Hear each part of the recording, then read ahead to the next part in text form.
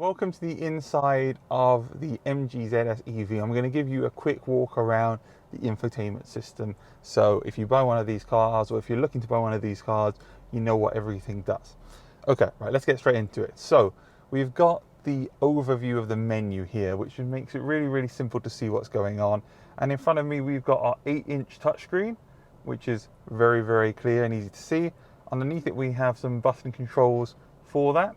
And then underneath that we have our climate controls, and then down here we have our controls for the various modes for the electric driving and also the gear selector. Let's start off looking at the screen. So along the bottom here we have several options. We have phone, car, setup, pictures, video, and then if I tap on a little arrow I can go to off, which will turn off the screen. Let's click on phone. And phone will take me to the Bluetooth settings. Now nothing is actually connected right now to this. So let's actually plug a phone in. And let's get my Android phone.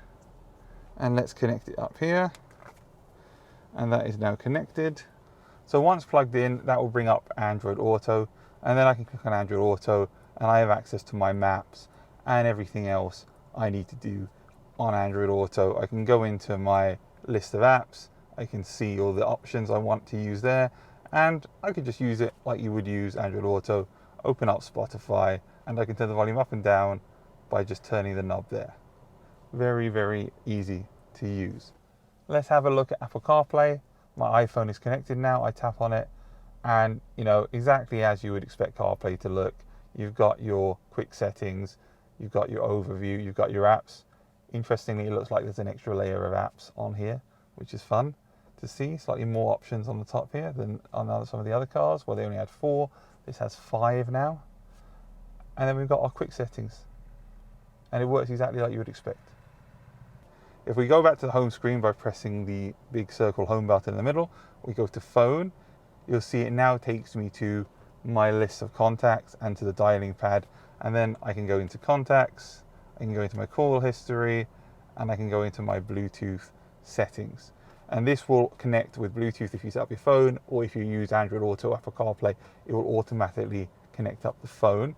Very simple to use. I can then go back to the main home screen. I can click on car, and this takes us through our driver assistance features. So we've got our speed assist system here.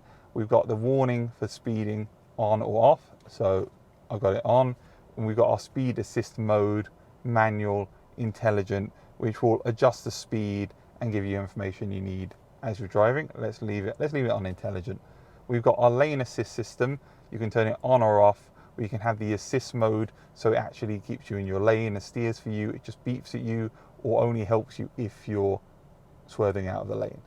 We've got our audible alerts. We've got our alert sensitivity, and we've got whether it gives you a vibration alert in the steering wheel. I would always have these on. I think these are really important features to use.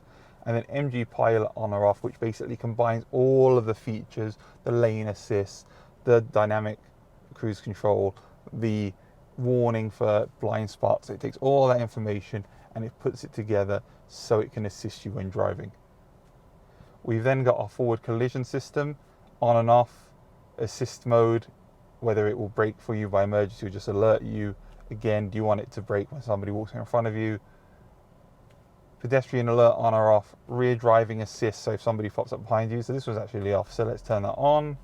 And now we've got the blind spot detection, the lane change assist on, and the rear cross traffic alert on. So if I try and change lane, it will warn me and help me. And this is all under the MG Pilot setting, so I really recommend it. It's got all of the latest safety features. Comfort and convenience, follow me home, find my car, the lights will turn on, the horn if you press the button on the key, auto high beam on off. Again, I would turn that on, and you can adjust what the steering wheel controls change here with a smartphone, home, car, etc. So I like that. So I like that you can control your smartphone from that on the right hand side. We have our driving maintenance. We've got our hill descent control system, which will help make sure you don't go down the hill too fast. And then we've got our factory settings. So really good driver assistance features, very easy to use, very simple, all laid out for you.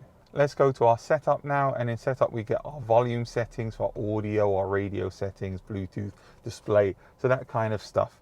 So you can see here we've got our volume settings for our system beeps, key beeps, adaptive volume, loudness, We've got our EQ settings, so we can adjust the bass, and we've got presets: rock, jazz, vocals, custom, pop, classic.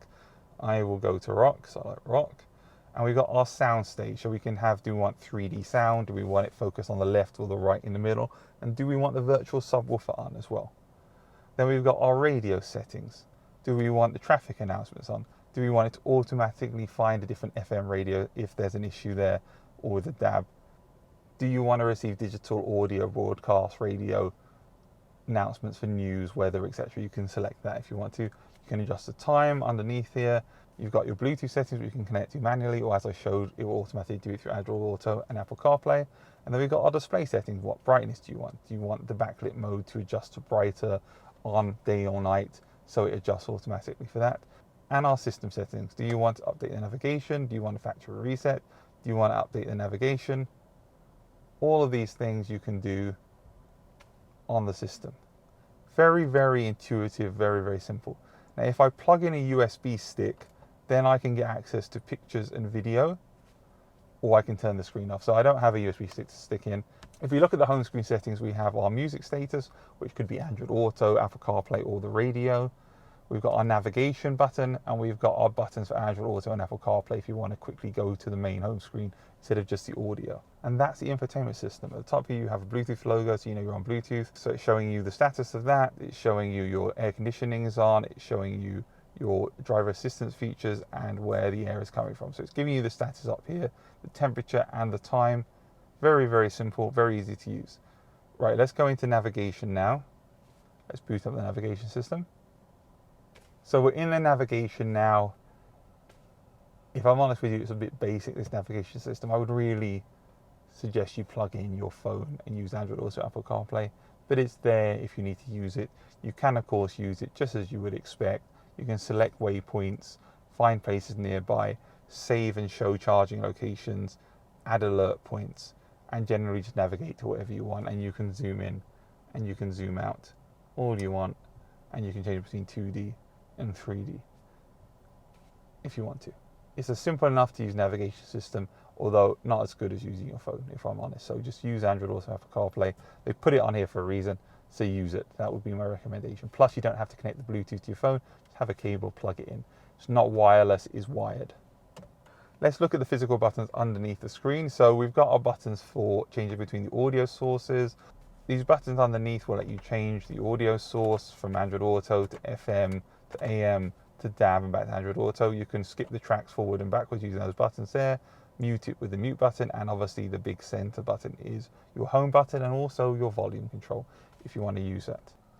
If we look at the center dial in the middle, I can scroll through it by pressing the little arrow buttons. So I can go to our menu, which shows speed warning, traction control off, and next service.